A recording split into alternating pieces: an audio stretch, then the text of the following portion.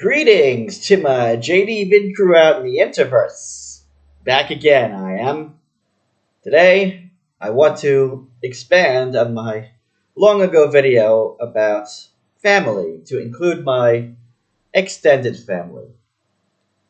So, as I already mentioned, I wasn't particularly close to anyone in my family, save maybe my father to a certain extent. And the same holds true for my extended family. In fact, I know so little about them that I won't really say much. But I will say this. I had a pretty big, extended family. Both my mother and father had quite a few siblings. And, well, they weren't exactly equally distributed. Some I know much better than others. And some I know not at all. But I will do my best to piece together what I can remember. So, I will start with my father's side of the family. My father was about 2 years older than my mother. And actually, I don't know much about his side of the family. They lived in New York when I was a bit younger, say before I turned 11. And then they moved to Pennsylvania. We sometimes had family trips to see them in Pennsylvania, but these were few and far between. It was just too far a trip for my family to make on a regular basis.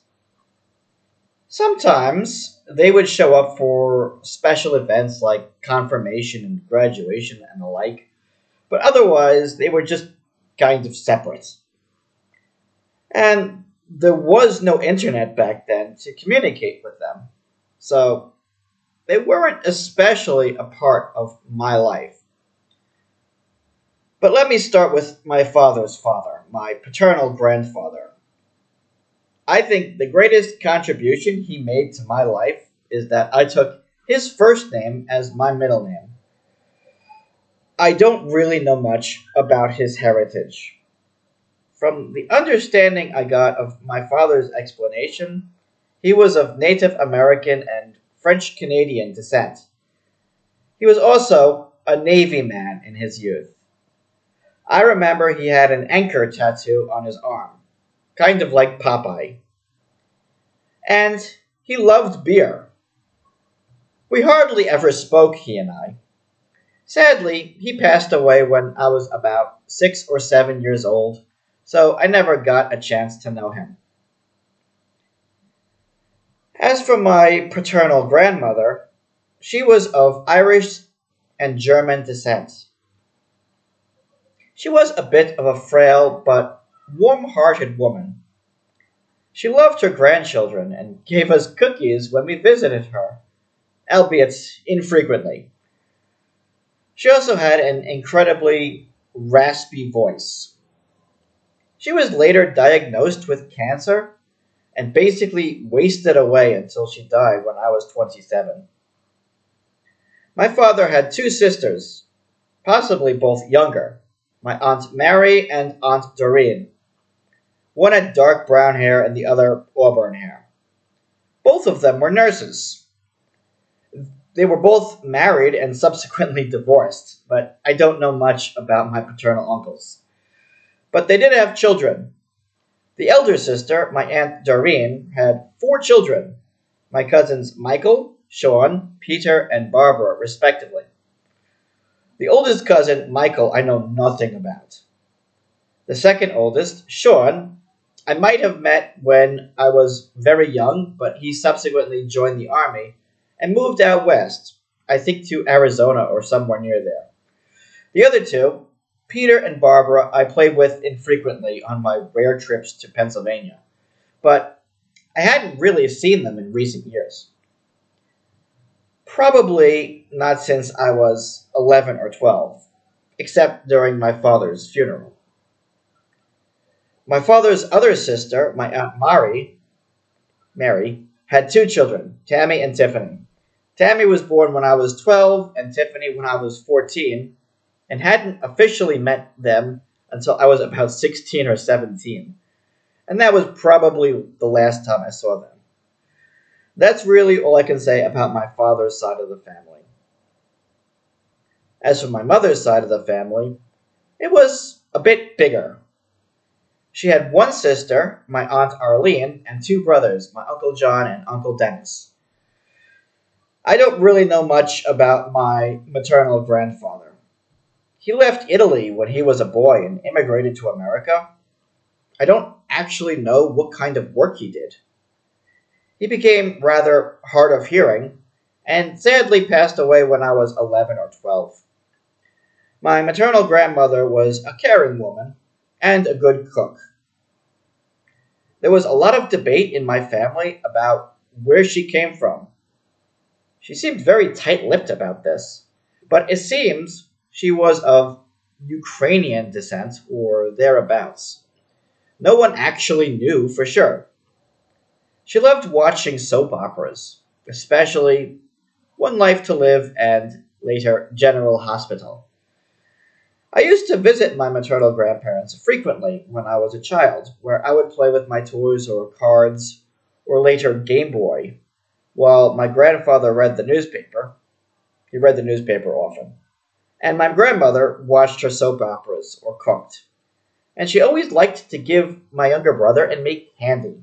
She would spoil us with candy, especially caramels, sometimes Twizzlers or licorice. She cooked a lot of Italian food, and that's really all I can say about her. She developed breast cancer later in her life and died when I was 31. So my mother's older sister and her husband were also my godparents. I was quite close to my godfather. He would always encourage my interests, especially in the sciences, and he loved to show me his collections. He was a big collector of army paraphernalia, medals and the like. He helped me develop an interest in birds. They had since moved to New Jersey, where I last visited them when I was 36, and haven't heard from them since. They had two children, my cousins Vincent and Tricia, both much older than me. Vincent was kind of nice and a bit of a party animal. He frequently quipped and commented on things. He was married and later divorced. No children. And Tricia was also married, but as far as I know, never had a child. My mother's eldest brother, Dennis, was kind of laid back, but also a bit chubby. Not surprisingly, he was really into oldies music. As a family, we visited them sometimes. He was married and had four daughters. Four daughters. My cousins Lisa, Renee, Nicole, and Danielle.